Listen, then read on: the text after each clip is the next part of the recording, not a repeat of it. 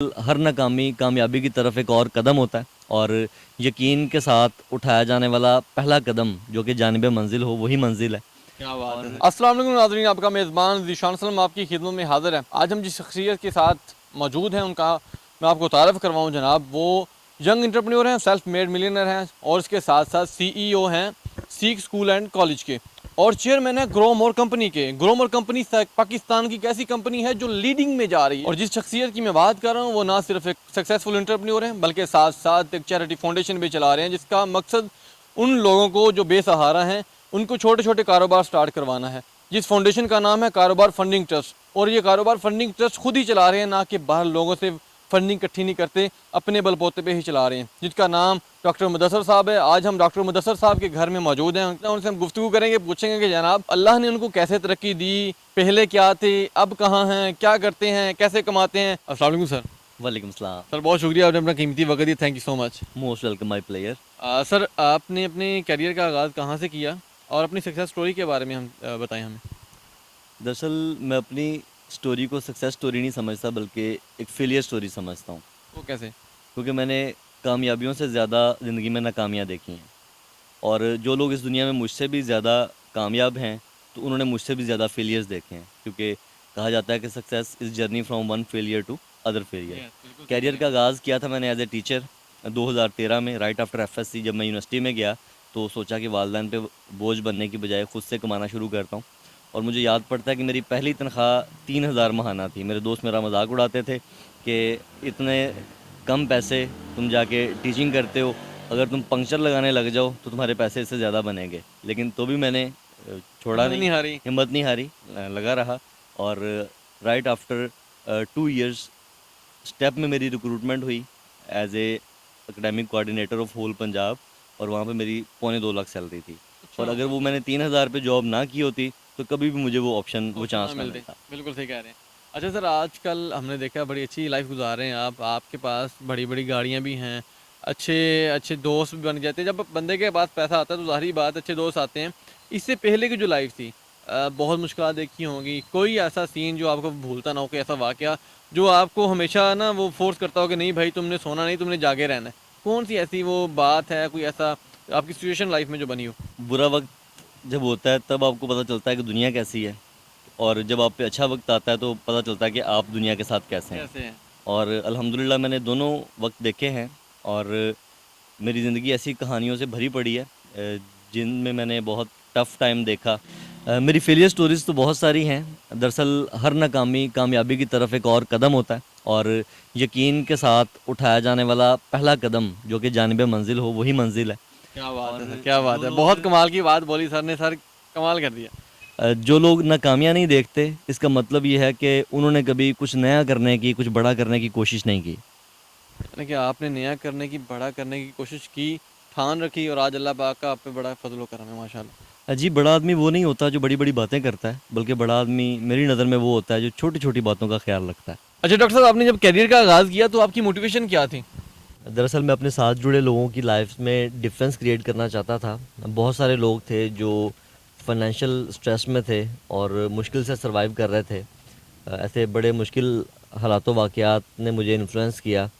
तो मैंने सोचा कि पर्पस ऑफ लाइफ जो है वो बिगर देन मी होना चाहिए, यानी मेरा मकसद हयात सिर्फ मेरे गिर्द ना घूमे बल्कि जेनेरिक होना चाहिए, कुछ इंसानियत के लिए होना चाहिए। मुझे इल्म है कि मैं सारी दुनिया को तो नहीं बदल सकता, लेकिन अपने साथ जुड़े लोगों को अपने हिस्से का किरदार अदा करके उनकी लाइफ में डिफरेंस ज़रूर क्रिएट कर सकता हूँ। तो यही मेरी मोटिवेशन थी जिसकी वजह से मैंने इस कैरियर का आगाज़ किया। अच्छा डॉक्टर साहब, आपका ई कॉमर्स इंडस्ट्री में कैसा एक्सपीरियंस रहा और आप जो फ्यूचर में जो पाकिस्तान में इसका क्या स्कोप देख रहे हैं? ई कॉमर्स बिज़नेस को हमने कैसा पाया, दरअसल हर दौर में किसी एक बिज़नेस का बूम आता है, उसकी टाइड आती है। तो ये पहले जैसे आईटी का दौर था, अब ये दौर जो है ई कॉमर्स का है, यानी आईटी की ही एक्चुअल में ये एक डोमेन है। तो आने वाले डेकेड्स में इसने आगे मज़ीद ग्रो करना है। तो समझ लें हम भी उस टाइड के साथ सही वक्त में इसमें इन हुए और उसके साथ हम भी फिर ग्रो किए। और अगर इसमें कंपैरिजन देखा जाए यहाँ पे पाकिस्तान में रियल एस्टेट का बिज़नेस बहुत अच्छा माना जाता है, नो डाउट, जो कि है भी। जनरेशनल वेल्थ जनरेट करने के लिए आप ई कॉम उसमें आते हैं, रियल एस्टेट में। और इसके अलावा मल्टीपल बिजनेसेस हैं, लेकिन पाकिस्तान का कोई एक भी बिज़नेस जो है रियल वर्ल्ड वो कंपेरेबल नहीं है ई कॉमर्स के। क्योंकि ई कॉमर्स में ऐसी ऐसी ऑप्शंस हैं, आप बिल्कुल लीगल वे में हलाल तरीके से करोड़ के साथ 50 लाख भी महीने का कमा लेते हैं, 70 लाख भी कमा लेते हैं। प्राइस डिफरेंस इतना है, प्रॉफिटेबिलिटी मार्जिन जो है वो इतना ज़्यादा है।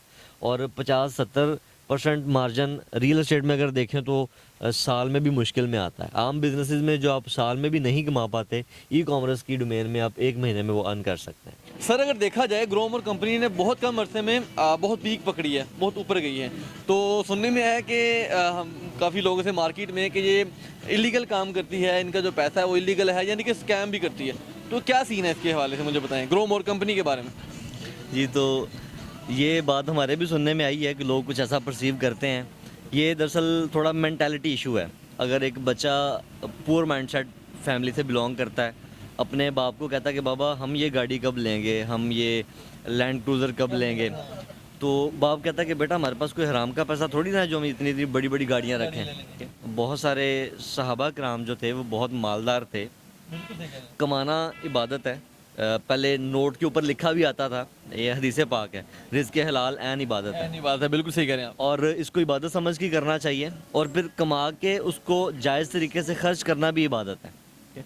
तो अगर ग्रो मोर के पर्सपेक्टिव से बात करें, लोग ये बिलीव करते हैं हमारे ग्रोथ पैटर्न को देख के, लेकिन कोई भी इलीगैलिटी या कोई भी ब्लैक मनी या कोई भी ऐसा मेथड हमारा नहीं है जो नॉन इस्लामिक हो।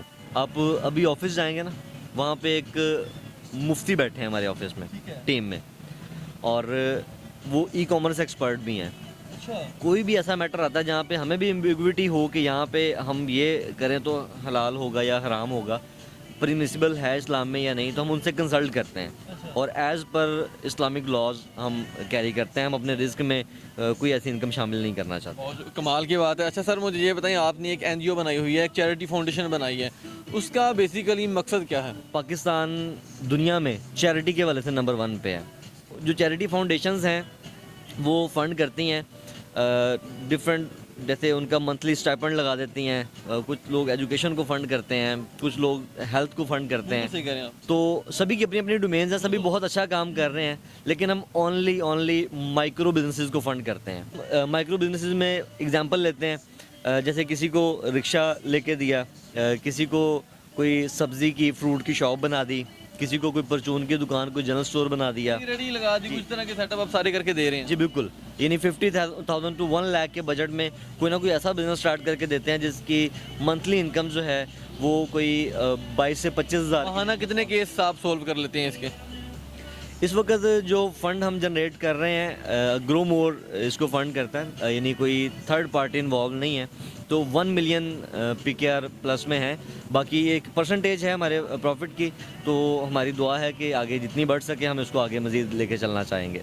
सर हमारी जो पाकिस्तान की यंग यूथ है, उनके लिए आपका क्या पैगाम है? क्योंकि आप स्ट्रगल करके ऊपर आए हैं, तो आप अपने जो एक्सपीरियंस है उनको क्या पैगाम देना चाहते हैं? यंग जनरेशन के लिए मेरा यही मैसेज है कि जो पहले से करते आ रहे हैं, अगर वही करते रहेंगे तो फिर जो पहले से होता आ रहा है वही होता जाएगा। कुछ नया करने की कोशिश करें, कुछ अलग से करने की कोशिश की जाए, भीड़ का हिस्सा ना बना जाए।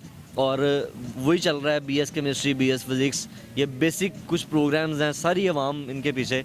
अब अगर ई कॉमर्स में देखें तो कोई डिग्री, कोई इंस्टीट्यूट ऐसा नहीं है जो प्रॉपर इसकी प्रोफेशनल डिग्री लेके चल रहा हो, लेकिन हमारे पास जो लोग आते हैं काम करते हैं वो जस्ट 1 मंथ की इंटर्नशिप करते हैं। 1 मंथ की इंटर्नशिप के बाद वो 1.5 से 2 लाख की रेंज में उनकी मंथली इनकम स्टार्ट होती है, और इसमें उनका कुछ बेसिक पे रोल होता है और साथ में उनके प्रॉफिट में शेयर होता है। क्योंकि हम इस चीज़ पे बिलीव करते हैं कि फाइनेंशियल फ्रीडम हम खुद तो अचीव करें, लेकिन हमारे साथ जुड़े जितने भी लोग हैं, चाहे वो हमारे टीममेट्स हैं, चाहे वो हमारे क्लाइंट्स हैं, उनको भी हेल्प करें to get rich faster. Grow more का जब आप देखेंगे उसके नीचे उसका स्लोगन भी यही लिखा होगा, gate rich faster. Sir e commerce industry की जो फील्ड है उसमें तो माशाल्लाह आपका बड़ा नाम है, आप उसमें काम भी कर रहे हैं, लेकिन आप साथ ही एक एजुकेशन की फील्ड है जो कि बिल्कुल इंटायरली डिफरेंट डोमेन है, उसमें भी आप काम कर रहे हैं। इसकी कुछ समझ नहीं आ रही, वो तो हमें बताएं।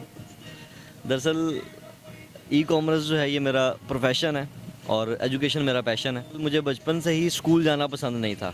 मैं एक इंतहाई नालायक स्टूडेंट था और मैंने सोचा कि क्यों ना ऐसा अदारा बनाया जाए जहाँ पे बच्चे रोज़ आना पसंद करें। वो शेर आपने सुना होगा कि सुना है उसके लहजे में मिठास ऐसी है कि बीमार हों भी तो बच्चे स्कूल आते हैं। हाय हाय क्या बात है। तो इस तरह से अब मैंने world wide 20 top education systems को सर्च किया, जिसमें पहले नंबर पे फिनलैंड है, दूसरे नंबर पे जापान है। तो मैंने देखा कि वहाँ पे एजुकेशन किस तरह से है। हमने एजुकेशन में इंटायरली डिफरेंट कॉन्सेप्ट दिया है हमारे पाकिस्तानी लॉज को मद्देनज़र रखते हुए। फॉर एग्ज़ाम्पल जैसे पीटीएम एट होम, अगर पेरेंट्स पीटीएम पे नहीं आ पाते स्कूल में तो हमारे टीम के एक मेंबर बच्चे की फ़ाइल लेके पेरेंट्स से उसकी दुकान पे जाके, क्लिनिक पे जाके, घर पे जाके मीटअप करते हैं ताकि कम्युनिकेशन गैप ना आए। और हमारा इसमें स्लोगन जो है, पहले तरबियत फिर तालीम। यानी कि आप जो पहले तरबियत पे फोकस करते हैं फिर तालीम पे। जी, हम पर्सनैलिटी ग्रूमिंग पे फोकस करते हैं और हम चाहते हैं कि हम ऐसे इंडिविजुअल्स प्रोड्यूस करें जो सोसाइटी में एक अच्छा पॉजिटिव रोल प्ले कर सकें। उसके लिए हम कोशिश हैं। स्टडीज़ के साथ साथ उनके वीकली बेसिस पे ऐसी वर्कशॉप्स हम कैरी करते हैं जिससे उनका ब्रॉटअप अच्छा हो और वो आगे लाइफ में, जैसे रूटीन में चल रहा है कि पहले एजुकेशन कंप्लीट करनी है, देन फिर जॉब सर्च करनी है और सारी ज़िंदगी जॉब करके फाइनेंशियल स्ट्रेस में गुजार देनी है और सोचना है कि ये सब मैं रिटायर होने के बाद करूँगा। जब रिटायर इंसान होता है तो उसके बाद कुछ उसके पास बचा नहीं होता, पीछे मुड़ के देखता है तो कोई चाम नहीं होता उसकी लाइफ में। You can die with dreams और you can die with memories. जी नाज़रीन, ये थे डॉक्टर मुदस्सिर साहब, जिनका आज हमने आपको लाइफस्टाइल के बारे में बताया और बताया कि बंदा ज़ीरो से हीरो कैसे होता है। हमारे लिए बहुत बड़ी मोटिवेशन है, यंग यूथ के लिए ख़ास तौर पे ये बहुत बड़ी मोटिवेशन है, जिन्होंने ज़ीरो से स्टार्ट किया और आज अल्हम्दुलिल्लाह बिल्कुल स्टैंड खड़े। मेरे पाकिस्तान के यूथ को, बल्कि ऑल ओवर यूथ को इन जैसा बनना चाहिए, इनसे मोटिवेशन लेनी चाहिए।